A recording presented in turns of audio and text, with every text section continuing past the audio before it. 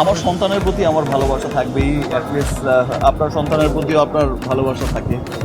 So বাবা হিসেবে আমি সবসময় চাই যে আমার আমার সন্তানদের আমার সন্তান হোক। অবশেষে মেয়েকে মেনে নিলেন শাকিব খান। বিষয়টি তিনি নিজেই মিডিয়ার সামনে স্বীকারোক্তি দিলেন, যার ফলে তার ভক্ত অনুরাগীরাও প্রশংসায় গা ভাসাচ্ছেন। সেখানকার সবাই একটা মানে সারপ্রাইজিং একটা সেলিব্রেশন ছিল। আফটার দ্যাট ইউনিটের পক্ষ থেকে ছিল, সবার ছিল। আর এ সময় তিনি বলেন, আমার সন্তানের প্রতি প্রথম থেকেই ভালোবাসা ছিল এবং থাকবে।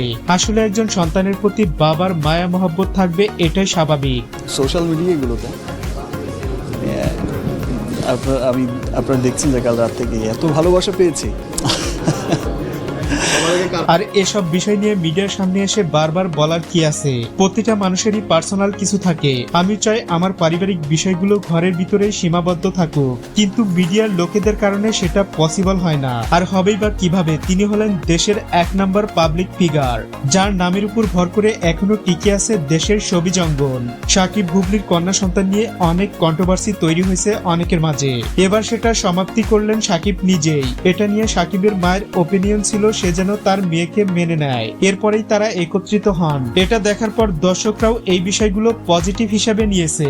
তাদের এই মুসলিম পরিবারের সুখ শান্তি এবং কল্যাণ হোক, এটাই চায় নেটিজেনরা।